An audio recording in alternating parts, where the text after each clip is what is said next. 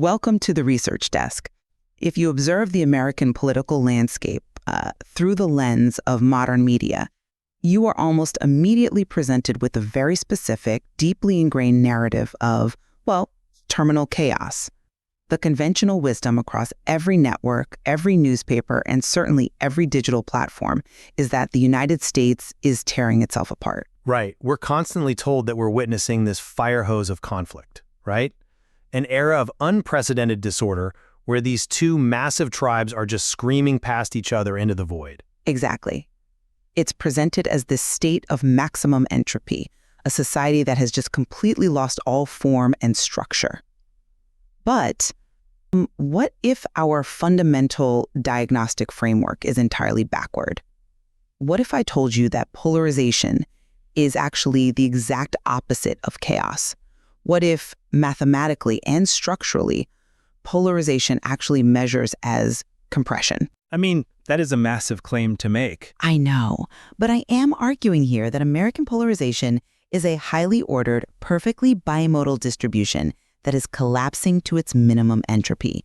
The system is, quite literally, producing less surprise than ever before. And I am here to argue that this mathematical model, as elegant as it might sound, completely ignores the visceral, chaotic reality of the human experience. It acts as an artificial order that masks a massive powder keg of societal friction. The theoretical elegance of your compression theory is fascinating, I'll give you that, but it completely contradicts what every single person living in this society actually feels on a daily basis. I understand why the visceral experience feels like chaos. You cannot look at a country where, Thanksgiving dinners routinely devolve into ideological war zones, where institutional trust is fracturing on a daily basis, and where legislative bodies are functionally paralyzed by mutual animosity, and casually label that system ordered.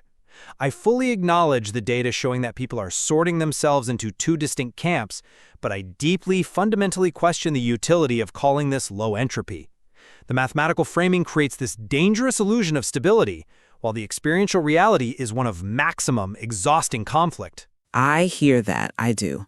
But we have to separate the heat generated by the system from the structural architecture of the system itself.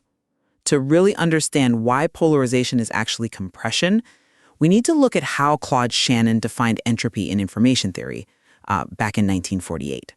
Okay, let's bring in the math. Right. So Shannon taught us that entropy is essentially a measure of surprise or unpredictability in any given system. Think of a standard coin flip. If you flip a fair coin, the outcome is entirely unpredictable. It carries exactly one bit of entropy. Now apply that specific mathematical concept to a political system of 330 million people. If those 330 million citizens sort themselves into exactly two political camps with absolutely zero ideological overlap, the entire political distribution collapses to a single solitary question. Which side are you on? But human beings aren't coin flips, and political ideologies aren't binary switches. They aren't, naturally, no. But the system has engineered them to act as if they are. Mathematically, a perfect 50-50 split in a two-outcome system represents exactly one bit of information. That is the absolute minimum possible entropy for a binary system. Compare our American structure to a European multi-party parliament. Imagine a system where 5 parties hold, say, 25%, 20%, 20%, 18%, and 17% of the seats. A highly fractured parliament, right? Exactly. That European system processes approximately 2.3 bits of information. It contains genuine unpredictability. You don't know who will form a coalition government. You don't know which specific granular policies will be horse-traded just to pass a basic budget.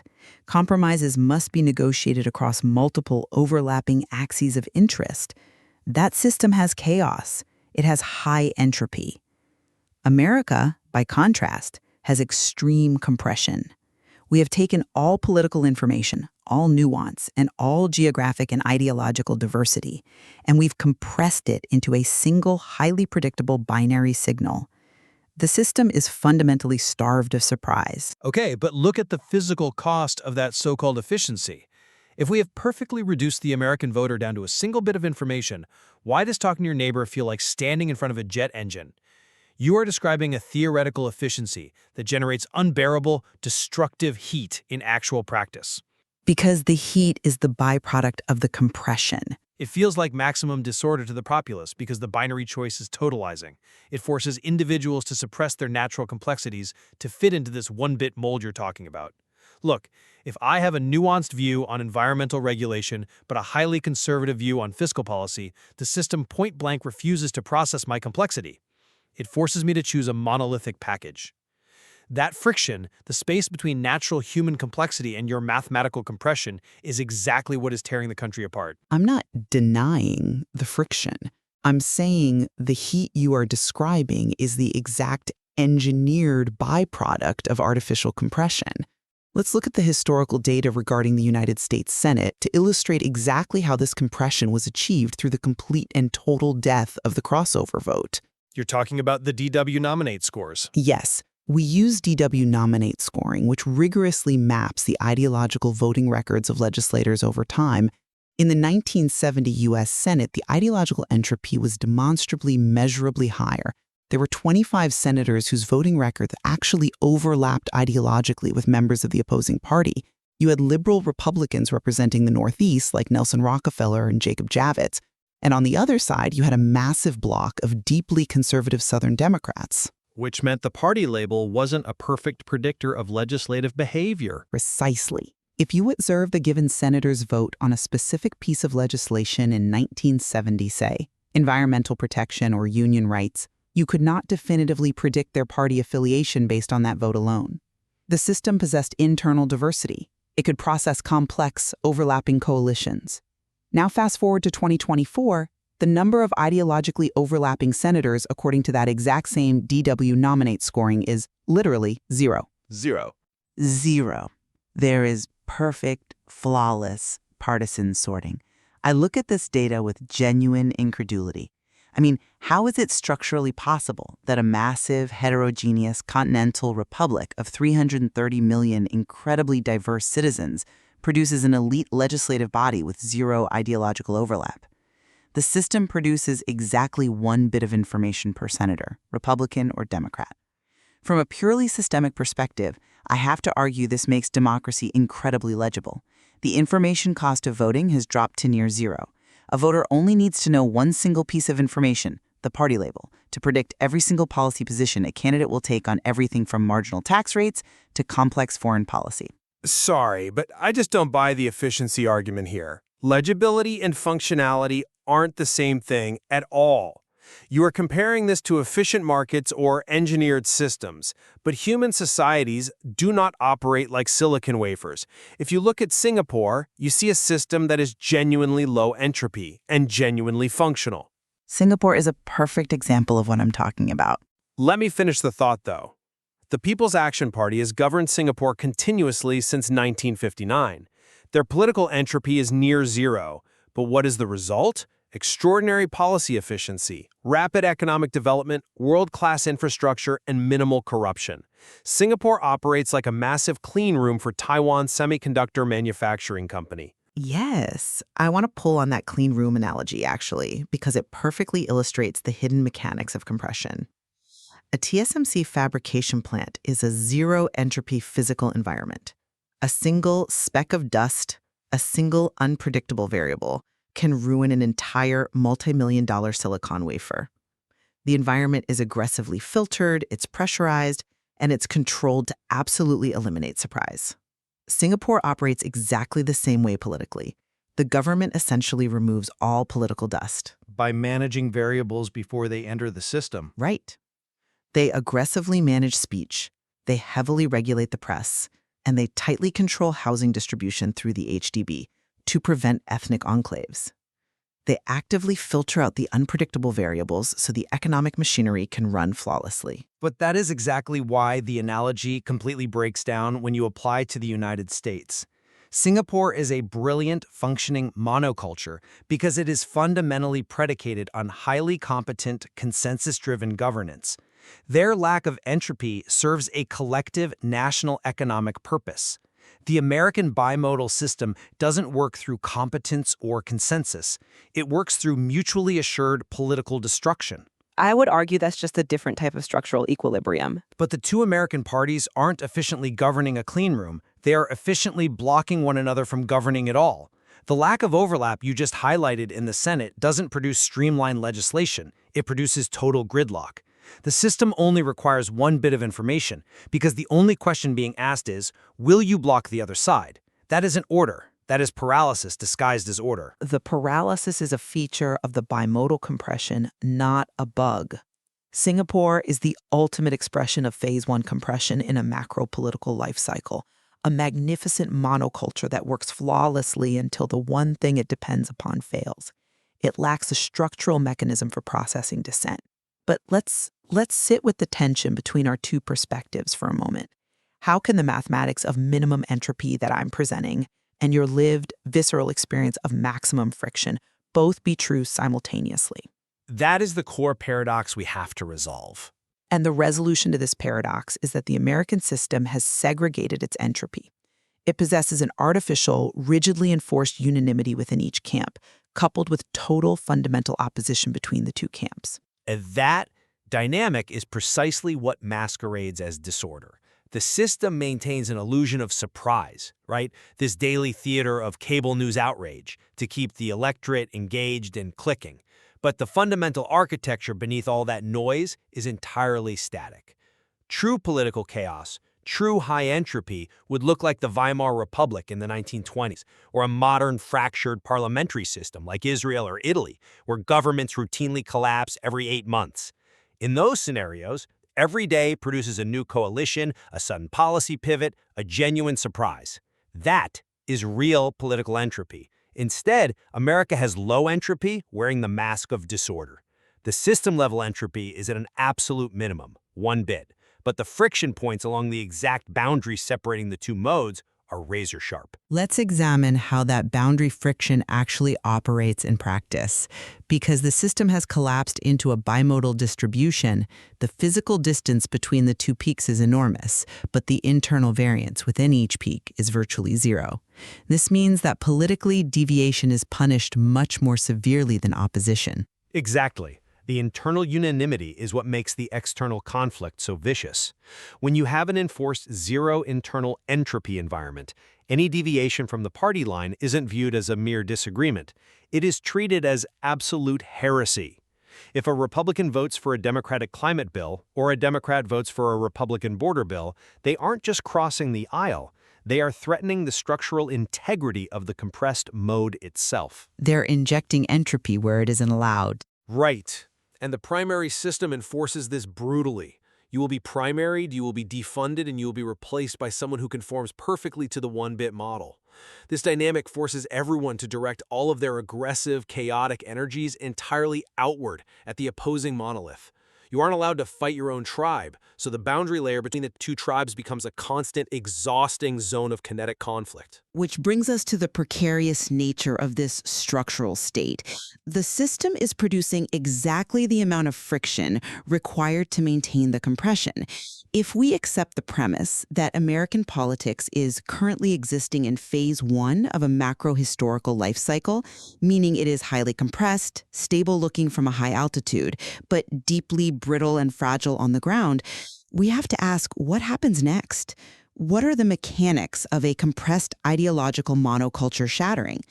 To understand this, we have a perfect master template. We don't have to guess. We just have to look roughly 500 years in the past to the Protestant Reformation. The Reformation is the ultimate historical case study in the catastrophic failure of an artificially compressed information system.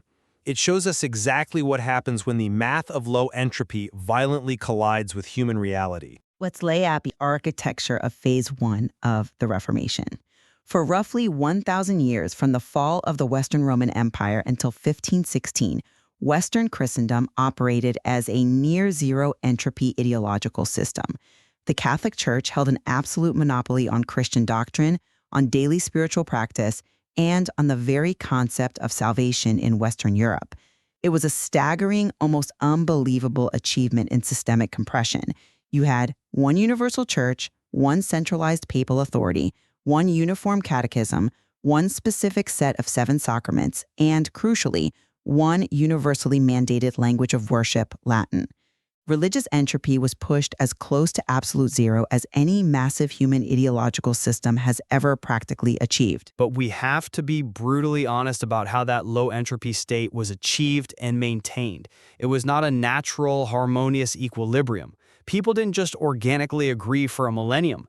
The monoculture was maintained through the systematic, highly organized, and physically violent suppression of dissent. There were constantly localized movements that attempted to inject entropy into the system. You had the Cathars in southern France in the 12th century, you had the Waldensians, you had John Huss in Bohemia in the early 15th century. What happened to them? They were met with the Inquisition, with specialized military crusades, with being literally burned at the stake. The church operated as an active filter, eliminating the unpredictable variables, just like the TSMC clean room. Yes. They maintained their monoculture by physically eliminating the human vectors of alternative information. The system appeared completely stable for a millennium from the outside. But underneath that forced stability, enormous psychological and social pressure was building. The papacy was engaging in extreme, highly visible corruption, the mass sale of indulgences, simony, rampant nepotism, the financing of massive architectural projects in Rome off the backs of impoverished German peasants. This corruption generated massive ideological friction on the ground. But the system mathematically could not process this friction because there was no legitimate institutional channel for dissent. You couldn't vote out a corrupt bishop. You couldn't debate theology in a local dialect. The spring was compressing tighter and tighter year after year. Which brings us to the explosion, phase 2 of the life cycle, the fracture. In 1517, Martin Luther nailed the 95 Thesis to the door of the castle church in Wittenberg. Now, historically, this is traditionally taught as a massive theological breakthrough, but analytically, it is fundamentally an information theory event. Luther's ideas, his theological objections to indulgences, were not entirely unique. As you mentioned, Jan Hus had raised very similar objections a century earlier and was executed for it. The ideas alone were not sufficient to break a 1,000-year monopoly. The unprocessable variable that actually shattered the monoculture was technology. The printing press was the social media of the 16th century. Johannes Gutenberg's invention around 1440 fundamentally altered the physical physics of information distribution. Think about how the church maintained its bottleneck before the press. Reproducing a dissenting manuscript required a monk or a specialized scribe to copy it by hand, word for word, onto expensive vellum. It took months. It was incredibly slow, prohibitively expensive, and very easily traceable. If a local bishop heard about a heretical text, they could easily identify the specific scriptorium, seize the 3 copies that existed, destroy them, and execute the scribe. The bottleneck was entirely within their physical control. But the printing press bypassed that physical bottleneck entirely. It reduced the physical and economic cost of information distribution by roughly 99%. You set the movable type once, and you could print hundreds of identical pages in a single day. Exactly. When Luther finalized his writings, the technology allowed over 300,000 copies of his works to circulate throughout Europe within just 5 years. It was the most viral content distribution event in human history up to that point. The church couldn't track it. They couldn't burn the pamphlets fast enough. Pamphlets containing complex theological arguments that had previously been strictly confined to the locked libraries of elite monasteries were suddenly being read aloud in common German taverns. The network architecture of Europe changed overnight. I completely agree with your framing of the technology here, and I really want to emphasize the exact equation of fracture. The printing press did not cause the Reformation, just as social media did not cause modern American political polarization. The underlying corruption of the Catholic Church was a real, empirical fact, just as the structural economic grievances of the modern American working class, like deindustrialization, wage stagnation, are real facts. However, when the cost of distributing dissenting information drops to near zero, maintaining an ideological monoculture becomes physically and mathematically impossible. the entropy injection is suddenly accelerated far beyond the system's capacity to suppress it. The dam just entirely breaks. Precisely. Within a single generation, the entropy of Western Christian belief went from near zero to maximum. The one-bit system shattered into a wildly complex, multimodal distribution. You suddenly had Lutheranism taking hold in Germany, Zwinglianism emerging in Zurich, radical Anabaptism spreading wildly across Central Europe, Anglicanism fracturing off in England, and Calvinism establishing a stronghold in Geneva. Each new denomination represented a newly formed structural bin in the distribution of belief. And then we cannot gloss over what happened next. The result was unimaginable, catastrophic violence. Phase 3 of the life cycle is pure, unadulterated disorder. When a compressed monoculture breaks, it does not transition smoothly into a polite, diverse marketplace of ideas. It detonates. The German Peasants' War erupted between 1524 and 1525, killing upwards of 100,000 people. You had the Munster Rebellion a decade later, where Anabaptists established the radical theocratic commune that ended in an absolute horrific massacre. Later, the French Wars of Religion tore that country apart and killed 3 million people. And the culmination was the 30 Years' War in the 17th century, which killed 8 million people and wiped out roughly 1/3 of the entire population of Germany. The violence is the physical manifestation of a system attempting to rapidly process centuries of suppressed entropy. Exactly.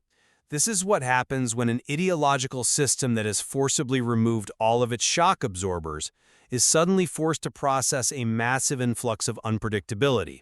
The math breaks down, and the reality is blood on the ground. We don't need to rely solely on European religious history to understand these mechanics either.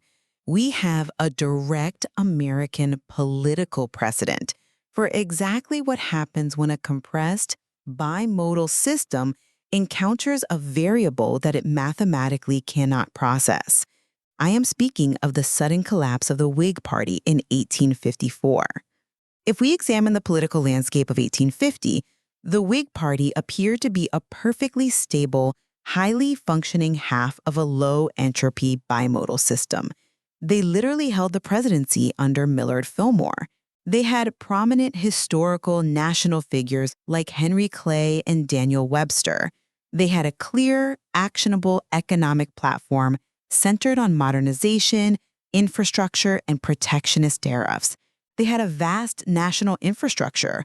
By all conventional metrics, they looked permanent. They looked permanent from the outside, sure, but their internal entropy regarding the core issue of slavery was catastrophically high. The Whig Party was an artificial construct. They attempted to maintain this bizarre coalition consisting of both pro-slavery Southern cotton elites and anti-slavery Northern industrialists. For decades, they managed this internal contradiction by simply refusing to process it. They focused entirely on economic policy, building canals, chartering national banks, and actively suppressed any national debate on the morality or expansion of slavery. They kept the entropy artificially low by simply ignoring the variable. But then the unprocessable variable arrived, the Kansas-Nebraska Act of 1854. Right. This piece of legislation was drafted by Stephen Douglas, and it mandated that the newly organized territories of Kansas and Nebraska would determine the legality of slavery within their borders through popular sovereignty. It took a massive moral and geographic complexity and forced a definitive binary choice onto it. Every single politician was suddenly forced to take a public, highly visible legislative stance. Are you voting to allow the potential expansion of slavery into these territories, yes or no? The Whig Party's entire survival strategy of compromise, evasion, and internal suppression was mathematically incompatible with a binary legislative mandate. They could no longer avoid the question. And the speed of the subsequent fracture is truly chilling when you study the historical timeline. The Whig Party did not slowly decline over a generation. It didn't lose 3 successive midterm elections and gradually fade into obscurity. It catastrophically dissolved in precisely 2 years. The internal contradictions ruptured the party apparatus entirely. The Northern Whigs voted against the act, the Southern Whigs voted for it, and the institution collapsed under the weight of its own unprocessable entropy. From the sudden wreckage of this supposedly permanent institution, a massive burst of political chaos emerged. Phase 3 disorder immediately sets in. Instantly. You saw the immediate, spontaneous formation of the Republican Party in 1854 out of former Northern Whigs and Free Soilers. You saw the rapid rise of the nativist Know-Nothing Party in 1855, and eventually the creation of the Constitutional Union Party.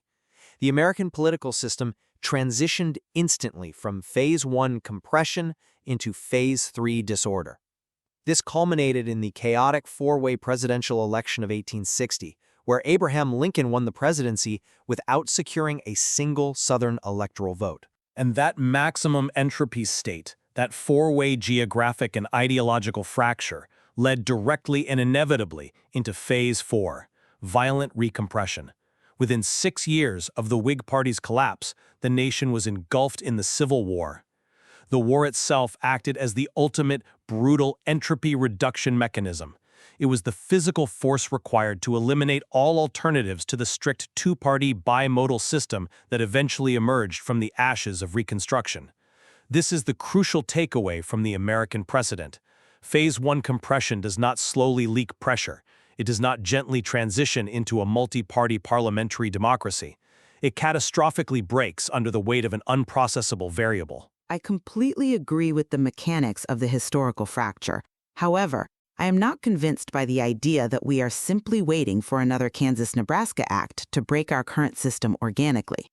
What genuinely unsettles me is the introduction of a modern variable that did not exist during the Reformation or the 1850s.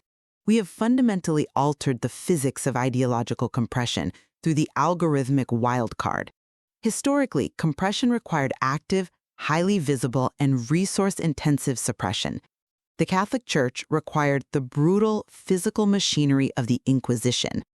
State censors required secret police forces and literal red pens on newspaper galleys. Compression was a manual, labor-intensive process. Today, we have massive, self-optimizing mathematical models doing this work autonomously.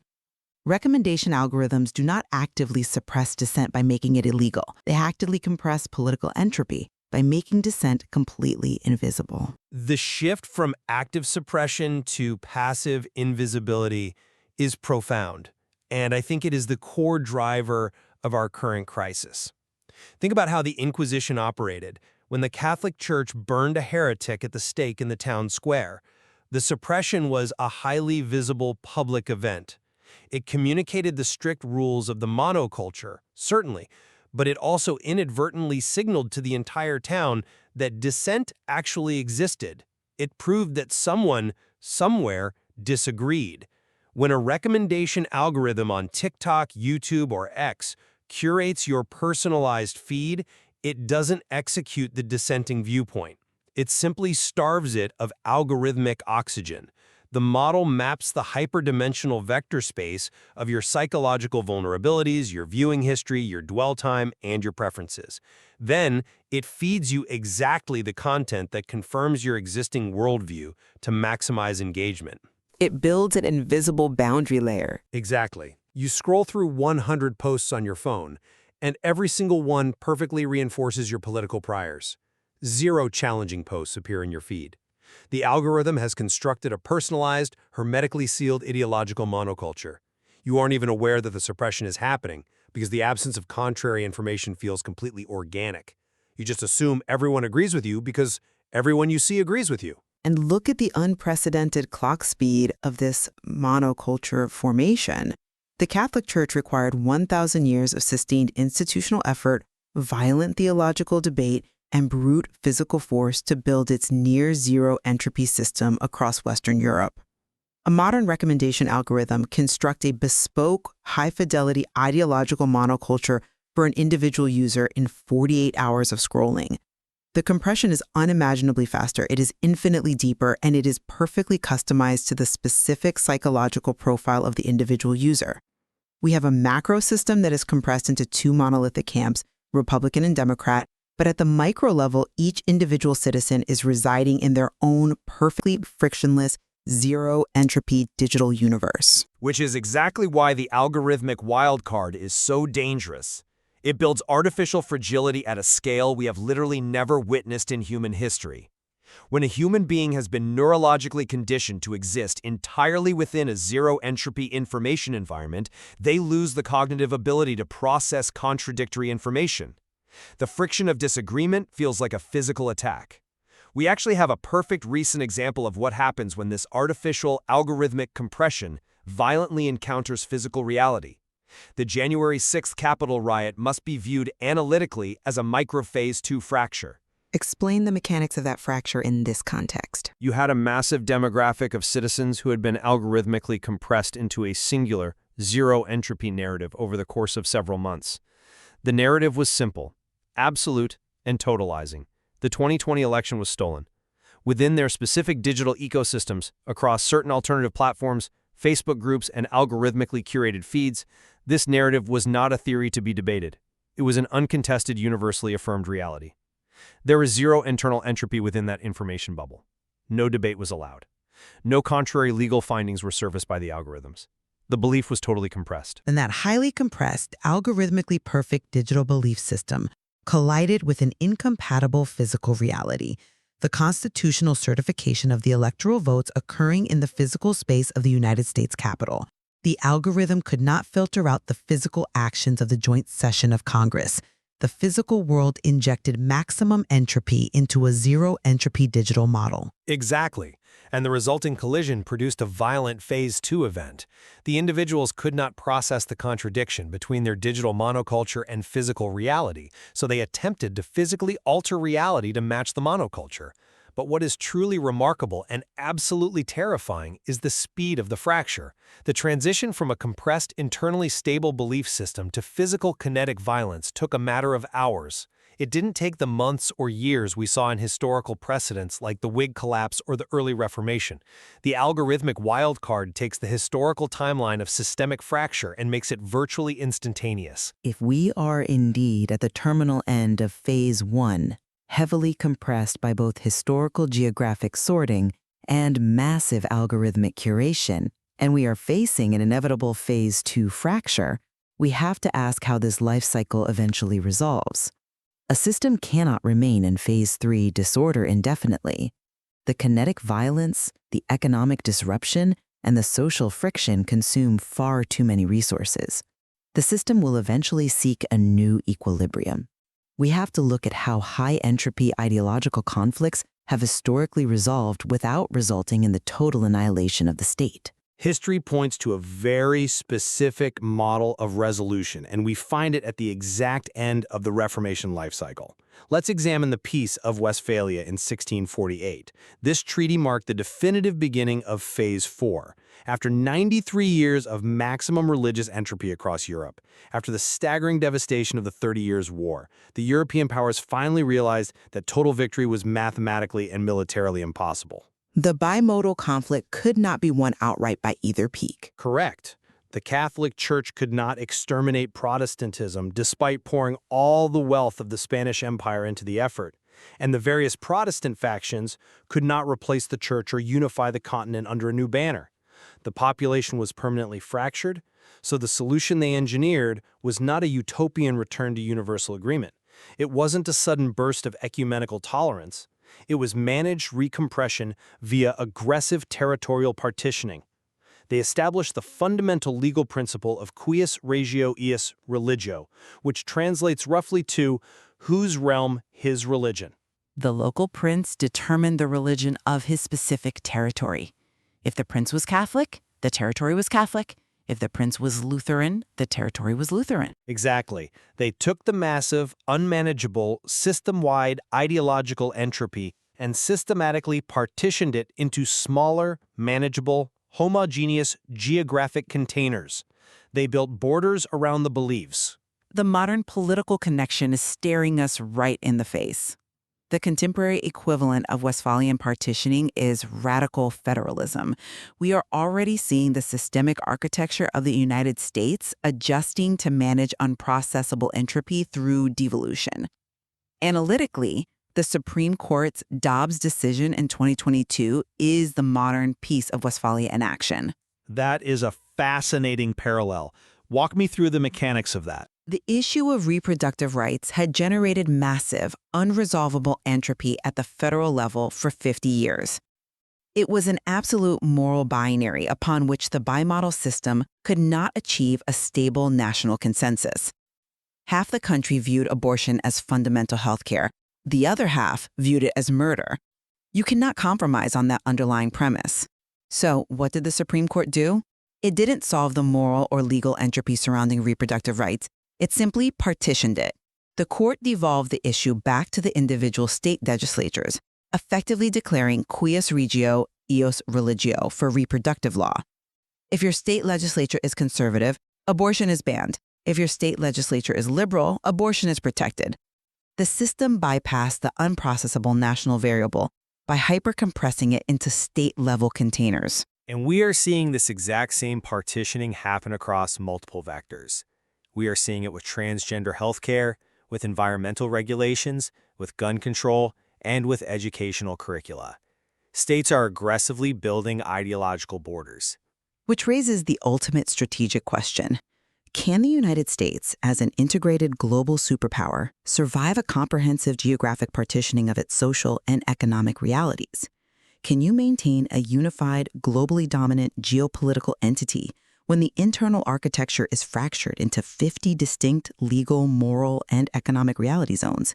If a truck driver crosses a state line and suddenly the environmental emission standards for their engine change, the legality of their firearm changes, and the fundamental healthcare access for their passenger changes, do we still have a functional nation-state, or do we simply have a loosely bound customs union of ideological homogeneous territories?